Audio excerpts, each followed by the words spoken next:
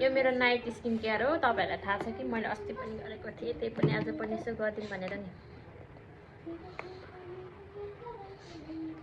म चाहिँ भर्खर मुख धोएर आइसकेँ। यो मेरो अनुहारमा साँच्चै भनेको पानी भयो भने नि कस्तो चिराउँछ नि।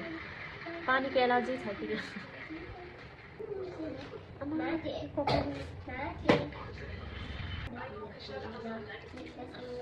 राइस टोनर, राइसबाट बनेको यो चाहिँ कोरियन प्रोडक्ट हो। मलाई कोरियन प्रोडक्टहरू जस्तै मनपर्छ, राम्रो हुन्छ हो। अनि रिजल्ट पनि यिनीहरूको चाहिँ अब त्यही महँगो छ। यसलाई लास्टै सेभिङ गरेर म त यो स्किन केयरको सामानहरू 5, 10, 15 जति छ त्यति सेभिङ गरी किन्छु। हेर्नु यसलाई 3600 हो। हुन त यो त 4 महिना त हुन्छ। मैले अब चाहिँ यो मेरो 4-1 महिना भयो भने चाहिँ 1 महिना 15 दिन होइन त्यो भयो भने चाहिँ यो चाहिँ मेरो 4 महिना हुन्छ। 4 महिनामा 3600 ठिकै हो। चटपट खाएर जान्छ। यो चाहिँ मेरो अनुहारको सेरम हो। अनि यसको रिजल्ट त अब तपाईहरुले भन्नुपर्ने यति राम्रो छ कि one of the my favourite product. यस्तो राम्रो छ। मेरो यति भरर दाग थियो क्या, अनि बिस्तारै कम हुँदै गयो। अनि दाग भर्खर यहाँ चाहिँ यति धेरैमा मेरो दाग थियो, अनि यसले चाहिँ मेरो बिस्तारै कम गर्दैछ।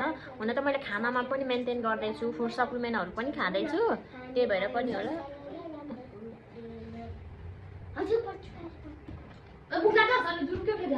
मान्छेले के खाएर खर्च गर्छन्, मैले त्यो खाएर खर्च गर्नु भने स्किन केयर गर्नु।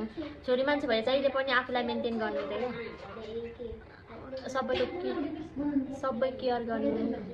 मैले चाहिँ यहाँ एकजना दिदीसँग सिकेको थिएँ क्या यो चाहिँ, तर पनि राम्रो छैन। मैले नगर्ने होइन, गर्छु कि म चाहिँ मेरो हुँदैन क्या, किन हुँदैन थाहा छैन, तर पनि हुँदैन क्या। मैले कति धेरै स्किन हुन त म दुब्लाउनको लागि म त्यति साह्रो मोटो पनि छैन, ठिक्कको छु। 50 केजी भनेको त हुनुपर्छ यतिको चाहिँ। म 50 केजी छु।